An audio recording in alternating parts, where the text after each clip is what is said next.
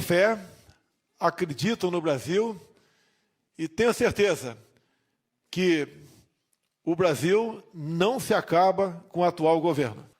Por vezes eu perguntava, meu Deus, o que eu fiz para merecer um sacrifício como esse? Depois eu comecei a mudar. Meu Deus, muito obrigado por essa oportunidade.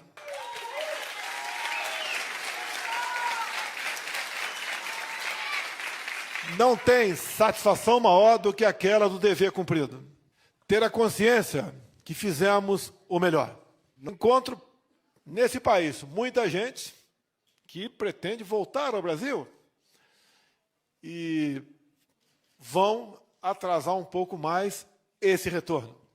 Muitos outros agradecem aos Estados Unidos pela oportunidade de aqui poder ficar. Mas por melhor que estejamos aqui, sempre nos preocupamos com os nossos amigos e parentes que lá ficaram. Entendo o que vocês passaram quando para cá vieram. A adaptação realmente é muito difícil. Com todo respeito a todos os países do mundo, não existe país melhor do que o nosso Brasil.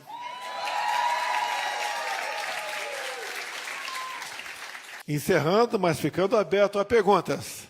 Tenho certeza, Deus é brasileiro.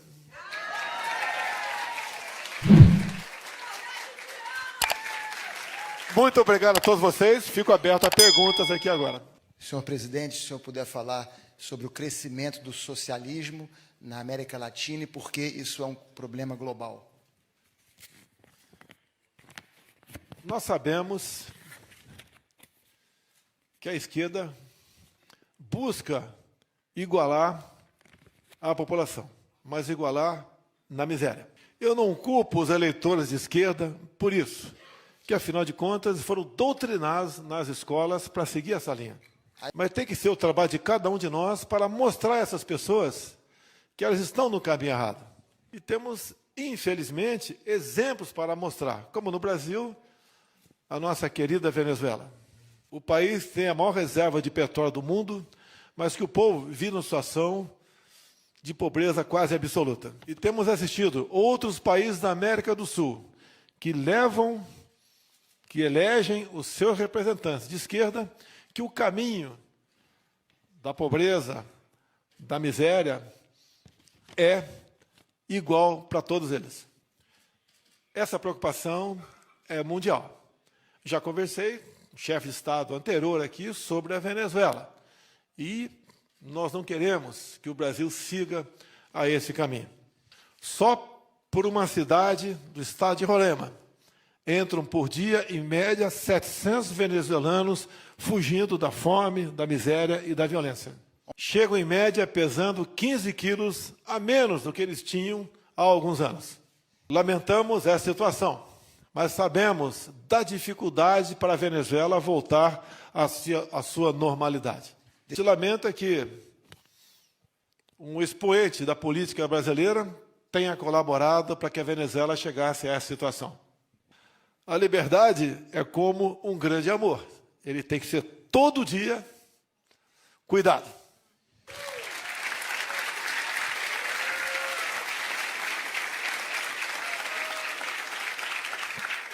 É uma curiosidade minha que, apesar de todos os problemas na Venezuela, essas ideias ainda encontram alguma popularidade.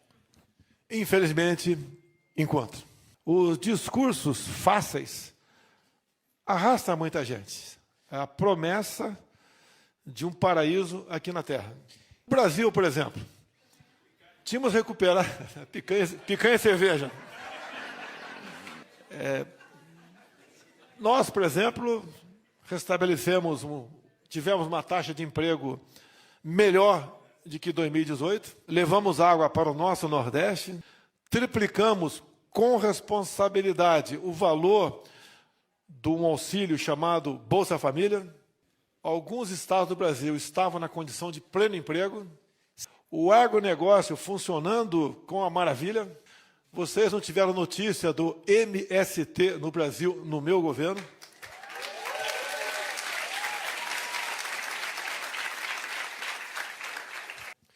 O número de mortes passou de 60 mil para 40 mil por ano. Temos planejado a construção de eólicas na costa do Nordeste para gerar energia o equivalente a 50 Itaipus. O nosso ministro, atual governador de São Paulo, de nome Tarcísio, temos pré-contrato para 20 mil quilômetros de ferrovia no Brasil, tudo pela iniciativa privada. Ou seja, o Brasil estava indo muito bem. Não consigo entender quais foram os motivos que resolveu ir para a esquerda.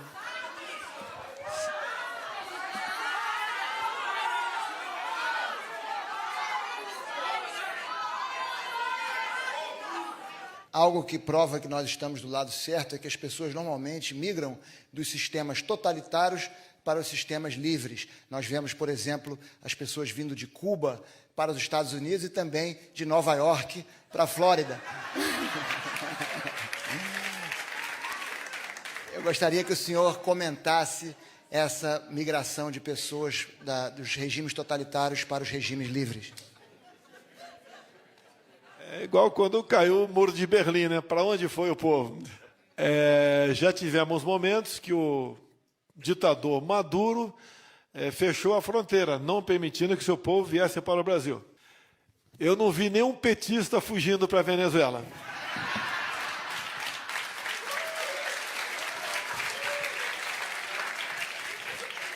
Eu gostaria de perguntar sobre o novo governo e o novo presidente, o perigo que ele representa para a economia. Eu acho que isso é muito interessante, especialmente para as pessoas, os americanos que estão aqui presentes.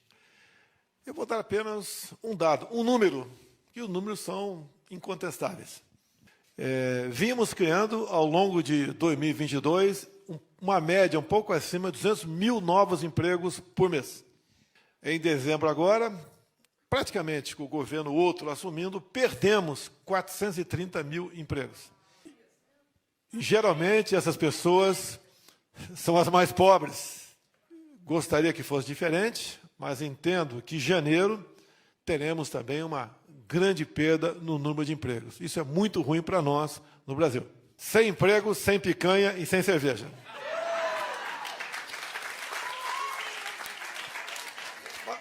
Mas, no fundo, a gente fica com pena dessas pessoas.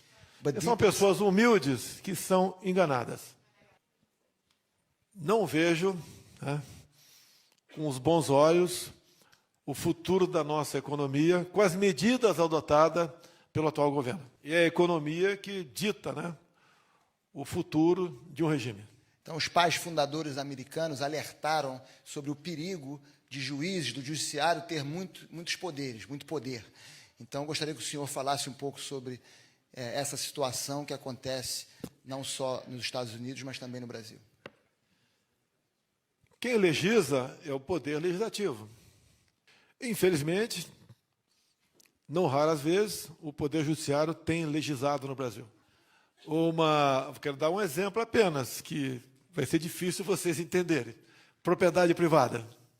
No Brasil, quando se invade uma propriedade, você entra na justiça para que aquela propriedade volte a ser sua.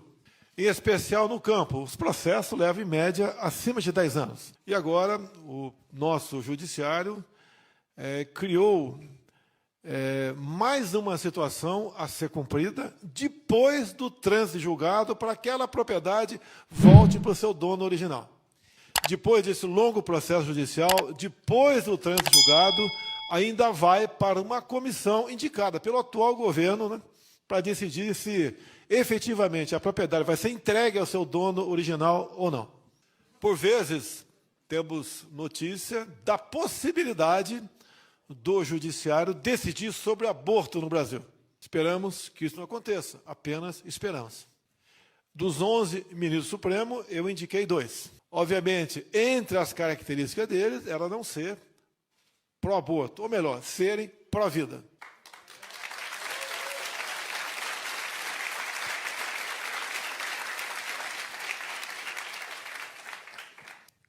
Então, nós percebemos que quanto maior o governo, menor o cidadão.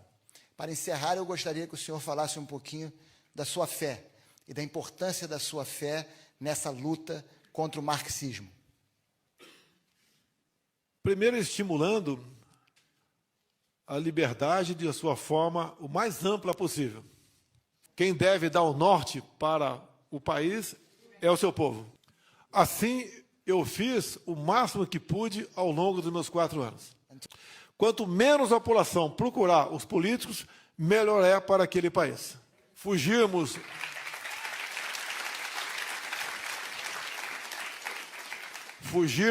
do populismo e dar meios para o povo trabalhar. Essa é a maneira correta de nós fugirmos do comunismo, do socialismo e sonharmos e sermos de fato uma grande nação. I just want to say thank you to Pedro for interpreting. Has he not done a great job? That's not easy. And God bless you, Mr. President. E vou resumir com 2 palavras. Parabéns.